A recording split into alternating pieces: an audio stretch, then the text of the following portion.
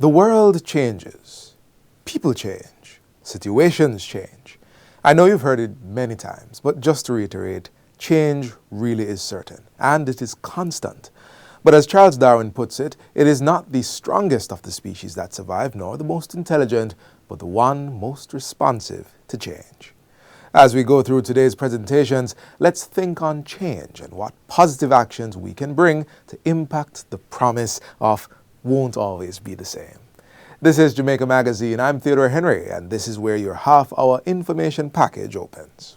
What a way you're full of our roots and culture. That was in Jamaica 60. Jamaica 60? What a piece of news, Miss Matty. I feel like my heart going bust up. Just in, the island of Jamaica is on the verge of celebrating its 60th year of independence. I only we have to celebrate it now. They say the people them, them come here, But you see, when our people decide, say the other people them free paper, burn up, them say if it's war, start it, whatever. We all collect medal, panta fight, medal. Amount of tongue we give them, The celebrations are slated to begin on January 1st, 2022.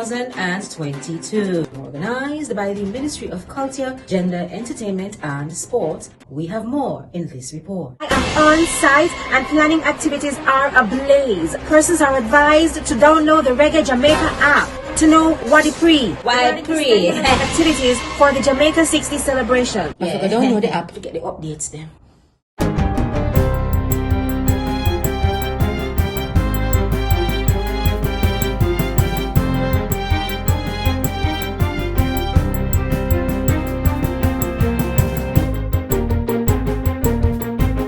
Good day, I'm Lorraine Mendez, and this is your JIS News for Tuesday, June 21. Government will be spending $31 billion on hard infrastructure this year in a bid to boost climate resilience on the island. Minister without portfolio in the Ministry of Economic Growth and Job Creation, Senator Matthew Samuda, made the disclosure as he addressed the recent Regional Ministers of Tourism Summit 2022. The summit was part of the World Free Zones Organization ACE conference held at the Montego Bay Convention Center in St. James. We're going to ensure that our roads that connect us to our transport hubs are the sorts of roads that can withstand significant climatic and weather events. That will allow the sector to get back up much faster. Minister Samuda says focus will also be placed on nature-based solutions. We have an assessment which is going on now for things like our mangrove population right across the island to make sure that we do protect our coastline, not just for tourists, but certainly for our residents. We have 70% of our residents living within 5 kilometers of the coast. That puts a lot of pressure on the coast, but we simultaneously have to put a lot of investment into protecting that coast so that it in turn protects us. The new social housing program NSHP is to deliver 100 houses by August. That's the commitment given by Prime Minister Andrew Holness on Friday as he handed over a 3-bedroom unit to Brenda Grant of Wakefield Trelawney, the latest NSHP recipient. The house was built at a cost of $6.5 million over a 6-week period. Mr. Holness says government intends to capitalize on the speed and cost of development to get more indigent Jamaicans into suitable homes. The NSHP has delivered 73 housing units since 2021. We are improving our processes, and that improvement and efficiency gain is being shown in the cost, the affordable cost of the unit, and the quality and speed of delivery of the unit. So I'm very happy with that. We are still, of course, trying to innovate, trying to see how we can improve our administrative and bureaucratic processes to make sure that we can deliver these houses even faster. Jamaica continues to be a viable destination for investments. Prime Minister Andrew Holness has pointed to the reopening of the Long Pond Distillery in Clarkstown, Trelawney as the latest show of credibility and confidence in this statement. Fire damaged the original structure in 2018, but operators National Rums of Jamaica reinvested in the property and upgraded the facility. The Prime Minister welcomed Friday's reopening, saying the return to full production spells jobs and added benefits for the community. Today, the Long Pond Distillery is more efficient and modern. Today, the Long Pond Distillery is providing more jobs. Today, the Long Pond Distillery is investing in the community. So, I'm here not just to open the distillery, but I'm here as well to celebrate the investment. There is still no confirmed case of monkeypox in Jamaica, but the island is now able to conduct testing for the virus. The National Public Health Lab and National Influenza Center are now equipped to carry out testing for the monkeypox virus, following a regional training in laboratory detection and diagnosis of the viral condition. The training was arranged by the National Public Health Lab in collaboration with the Pan American Health Organization, PAHO. The workshop involved 10 participants from 4 Caribbean countries: Jamaica, Bahamas, Guyana, and Suriname. Chief Medical Officer Dr. Jacqueline Bisesa McKenzie says it's part of the public health system's preparedness and response activities in the case of an outbreak. Monkeypox is a viral zoonotic disease spread primarily through animals. While person-to-person spread is uncommon, it may occur through direct contact with an infected individual. Infection typically results in symptoms including fever, back pain and muscle pain, the formation of lesions, and skin rashes. The chief medical officer says if found in Jamaica, human monkeypox virus would be considered an exotic or unusual communicable disease and should therefore be reported as a Class 1 notifiable disease.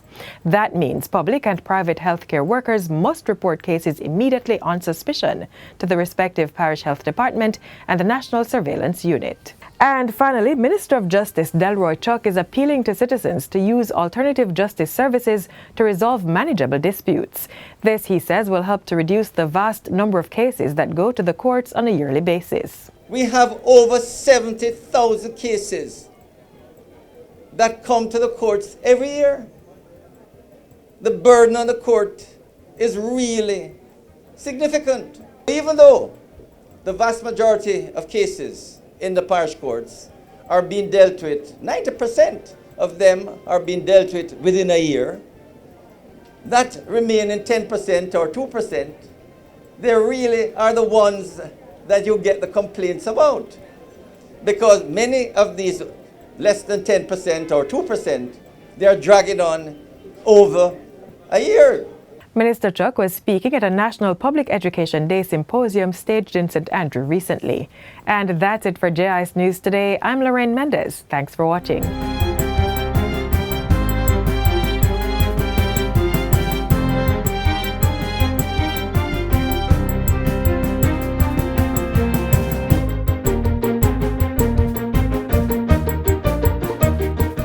Prime Minister Andrew Holness continues to build on the vision of a healthy and prosperous Jamaica.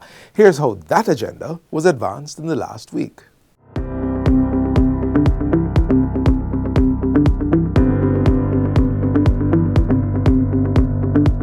Prime Minister declares state of public emergency for St. Catherine, positions Jamaica to take advantage of opportunities in free zones, and announces preparation plans for the hurricane season. You're watching Jamaica House Weekly. I'm Jeremy Nelson. Prime Minister Andrew Holness was in St. James for the 8th staging of the World Free Zones Organization Annual International Conference and Exhibition, ACE. Mr. Holness said the island's location at the intersection of international trade routes and having the world's 7th largest natural harbor were assets that would be leveraged to place the country as the 4th global logistics node, comparable to Singapore, Dubai, and Rotterdam. At the summit of the Americas in Los Angeles, I met with most of the world leaders of this hemisphere and heard from the Inter-American Development Bank how nearshoring and friendly shoring will attract more than $78 billion of new investments and exports, which will create more than 4 million direct jobs. Needless to say, Jamaica is actively positioning itself to take advantage of this new wave of investment projected for the region. At the June 13 to 17 conference, the Prime Minister witnessed the signing of documents to establish the Global Alliance of Special Economic Zones. The agreement seeks to drive the modernization of these zones across the world and maximize their contribution to the UN Sustainable Development Goals. Back in Kingston on Wednesday, the Prime Minister chaired the National Disaster Risk Management Council meeting. While discussing plans for the 2022 Atlantic hurricane season, Mr. Holness urged the various stakeholders to be prepared for the period. High priority areas include shelters, drains, evacuation routes, and drought management. At the same time, Mr. Holness urged citizens to heed the warnings and evacuation orders given by local authorities. We ask our citizens to think carefully about the possibility that they could be marooned, there could be a disaster that impacts them and their family and their property, and it would require them to move at short notice or to relocate, and they should be mentally prepared for this. The Met Service predicts another above-normal hurricane season, with 21 named storms and 6 to 10 hurricanes, including 3 to 6 major hurricanes that are Category 3 and above. While at the National Disaster Risk Management Council meeting, Prime Minister Andrew Holness promised to act decisively to quell the upsurge in violence in Spanish Town, St. Catherine. Mr. Holness was reacting to a June 15 incident in the busy market area of the town, which resulted in the death of 3 persons and the injuring of several others. The level of organized criminal activity there is a national emergency. I do not have the luxury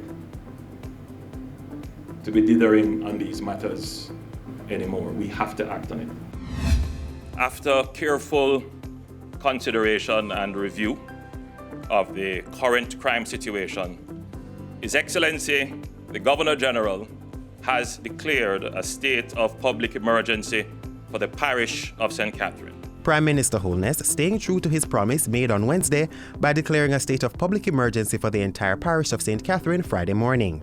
Mr. Holness said government could not allow guns, gangs, and dons to overrun the Jamaican state or for citizens to normalize violence in the society. By Friday afternoon, the Prime Minister was in Trelawney to open the Long Pond Distillery. The facility, which was gutted by fire in 2018, is now back to full production. He says the rebuilt facility is a show of confidence in Jamaica as a prime destination for investments.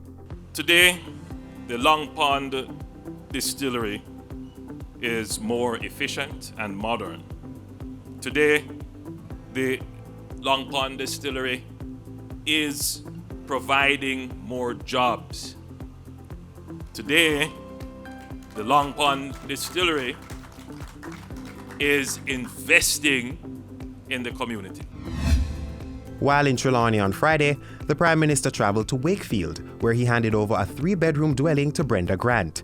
The house is the latest to be delivered under the new social housing program, NSHIP. It was built at a cost of $6.5 million over a 6-week period.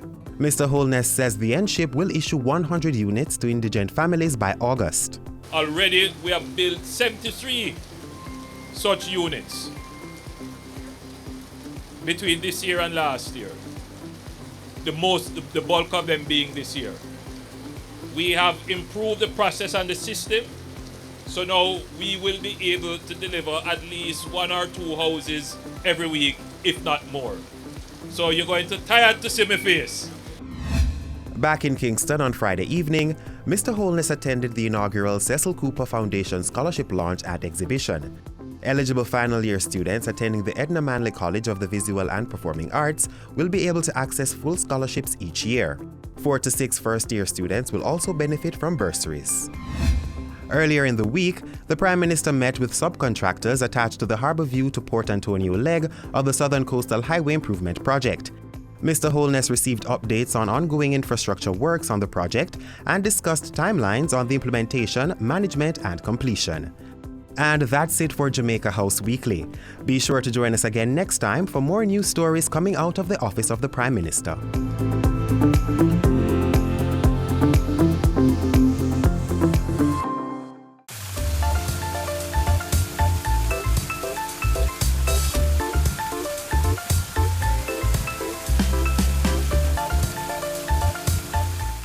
Fact. The world has gone digital, and we, and by that I mean everyone, the young, the old, the in-between, must adjust. The Steamhouse network is helping students by developing their critical thinking skills and preparing them for the digital world. Science, technology, engineering, and mathematics, STEM, a supportive trunk of our island's national standards curriculum, which is strong enough to propel the growth of branches, fueling a better Jamaica. And as if that wasn't enough, our government's creativity expanded to mold the direction of STEM to create STEAM, science, technology, engineering, arts, and mathematics. Right now, I'm about to meet head steam maker at the Steamhouse, Godiva Golding, to learn about how her initiative is helping government prepare young minds for life beyond the classroom and beyond the curriculum.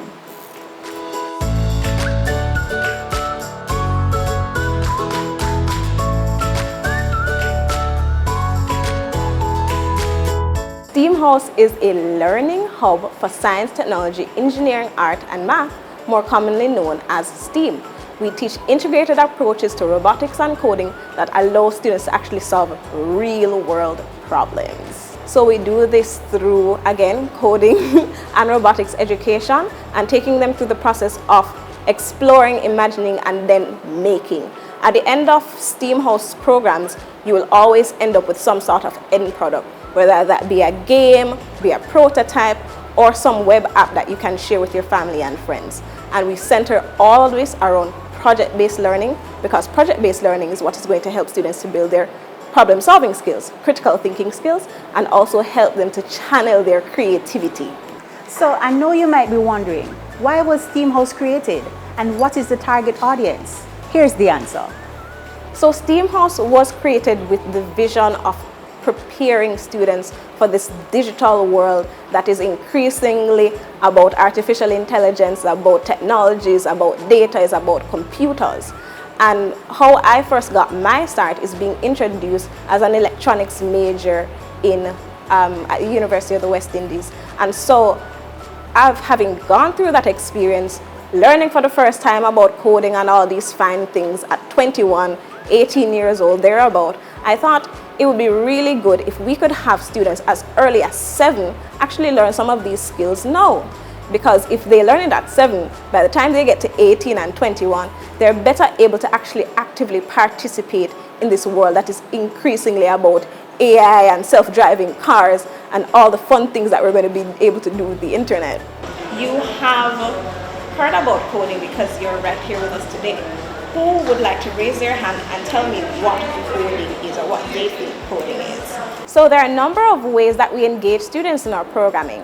One way is our Block to Basics flagship course, which is a 2-month introduction to coding for children. The second way is through our summer camps, as well as ongoing STEAM camps that students can opt into, as well as our STEAM Maker Club. And the final thing, for especially foundations and organizations who are looking to build the skill set in their community, we have our Tinker workshops. So this is actually one of those workshops that students will be able to come in, have a hands-on experience with electronics, with coding, and build something that solves a problem in their community. As you heard earlier, STEAM Maker has many programs that cater to the unique needs of its participants. Right now, we're witnessing firsthand the STEAM Maker Hour, done in collaboration with the Jamaica Library Service. So this initiative, which is done with the St. Catherine Parish Library Network, is one hour per week coding course that students can actually take. And this is free of charge. But we do have paid programs that students can opt into that go and teach them the basics of not just coding and robotics, but also helps them to go really deep in building their problem-solving skills, because we take them through an entire process of starting out with an idea and having that idea turn into reality. We have had students who come through our programs who have built games to cheer you up during COVID. They've been games that help students to learn math. They've built games that, fire rocket ships. They've built remade Mario games. They've built things like motion-activated hand sanitizers, sort of like the ones that we see now in the supermarkets when we go in. We're really very excited about this initiative at the library. Coding fuels the digital age, and it also encourages critical thinking. And that is one of the main aims that we have here at the library, along with the other programs and services that we have that include online learning and also online research. I like this program because it's very educational and very fun to do, and it helps a lot. I've learned about coding. I've done coding with animations and cartoons. It's very fun to do, and it shows you movements, and you can also project it in robots and other things like that. As you can see, this intricate and purposeful entanglement of the sciences and arts is helping to create more multifunctioning and creative minds. Steam is no longer just vapor from heated water. It's science, technology, engineering, arts, and mathematics, a requisite tool in today's highly technological and multifunctioning world. Every Jamaican child in this day and age deserves access to these skills, access to sort of platform, the tools, the resources, and the tutors who will help to facilitate their journey through coding, through robotics, through this vehicle of problem solving and critical thinking skills. So parents who are interested in our programs can always visit our website at steamhouse.io, or they can visit us on Instagram, and we are steamhouse.io.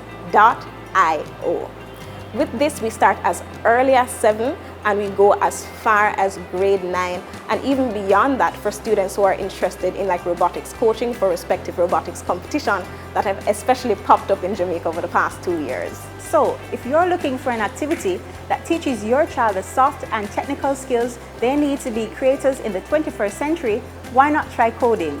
Trust me, the possibilities are endless.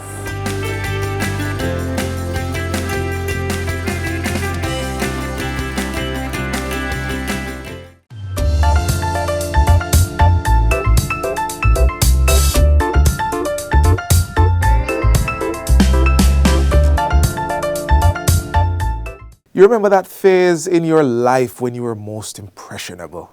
For many of us, it was our adolescent years. It's during this phase where we try to find ourselves and our place and our purpose in the world. It's also a phase where we are most vulnerable to starting our own rebellion against what is perceived as parental injustice or annoyance, and in the case of the upcoming presentation, institutional oppression. No doubt, this phase of life can be quite meandering, but there's help.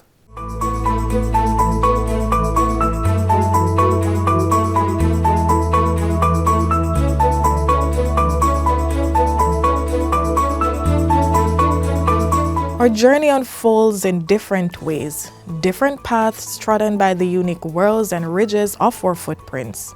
For some, that journey will never make contact with the wrong side, while for others, conflict will become a reality, even as a child. That's where the Dispute Resolution Foundation's School Suspension Intervention Program, SSIP, comes in, making help available for both children and parents. The Dispute Resolution Foundation provides a safe space for children where they can freely express themselves. So here they are not judged or cursed or bashed or any such thing. So that makes it easier for us to find the underlying issues that need addressing. So the School Suspension Intervention Program emerged in 2006 as a result of the growing surge of crime and violence in the Spanish Town community to support education officers or educators and persons who work with young people. And the service we provide is a rehabilitative program for students who are at a risk of suspension, those who have been suspended. That's our main focus here in the SSIP. First of all, we have to have a referral. The referral may come from educational institutions. It may also come from, let us say, the family court or CPFSA. Once we receive that referral, we engage the student in an intake session, followed by one-on-one session, after which they will join the psychoeducational group sessions. Following that particular session, we have another one-on-one session. At this point, there are times where we see the need to invite parents and other family members or those a part of the conflict that probably led to the student being referred to us in the first place. After that second one-on-one session, we oftentimes do a post-assessment that will help us to put together our release letter. Now, at the time that we'd be putting together this release letter, of course, there may be an opportunity to refer to another external agency, for example, Child Guidance Clinic. Apart from that, however, we will engage in follow-up sessions with the students. After 15 years of successful operation, the doors of opportunities that the program has opened to children who are at risk of suspension or those who have been suspended has certainly been something to talk about. Students are a bit reluctant at times on their first day, especially because they never really see the need for them to be here, as the stigma attached to the program is that, bad picnic, come this side and all of that. But after they understand the program, it's explained to them and what they'll achieve here, they never want to leave at the end. And that certainly sounds accurate, especially as it aligns with the testimonies of Nicholas Golding and Shamar Steele, now reformed thanks to the program. My principal introduced me to the program. Well, I was introduced to the program because of some late going to school and some trouble that I was given at school. So I was placed here to get around certain edges that need to be dealt with. I got into a fight with one of my classmates, then get suspended. And the principal ended up sending me on our program, learn to control my anger, and how to avoid a certain bad situation. Well, it helped in a majority of ways because it helps me to counteract with others on a better level, how to deal with disputes that involve being under control and how to react to certain people and how to walk away from certain things that is unnecessary. Some of the things that they use to help me is one-on-one sitting down with me, helping me to go through certain emotional problems and how to deal with certain problems. They teach me how to control my anger and teach me effective techniques, how to manage my anger, like walk away and take a deep breath, or just think about something different and relax my muscle, and how to resolve conflict between me and my peer or someone else. Since I've been through so much and I end up start doing movie based on the situation, I movie them, I write them on things that I learn. All of these positive changes is really because I was in the program. I would encourage other person in a similar situation to join the program because they can learn how to control their anger, avoid certain bad situation, put themselves in any trouble, and learn to resolve conflict between them and their parents or them peer or family members. I would encourage others to be a part of the program because this program helps you in a lot of ways, emotionally, physically, all type of ways that you think that many others you cannot talk to them about certain things, but these people give an ear to your problem. We have some marvelous response. We'll have such life-changing opportunity for them. This is their second chance program. We've had moments where students, literally, we are still mommy, daddy, uncles, and aunties for many, even years after exiting the program. Imagine that. They'll still come back wanting to give their time to other students in terms of mentorship. So it's a lifelong relationship that we build with them, which I think speaks to the impact of the program on these beneficiaries.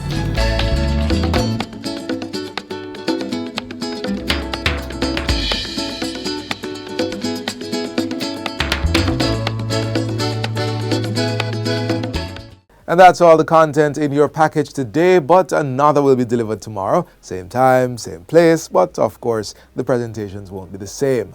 It was a pleasure unboxing with you today. Like, follow and subscribe to our social media pages and our YouTube channel.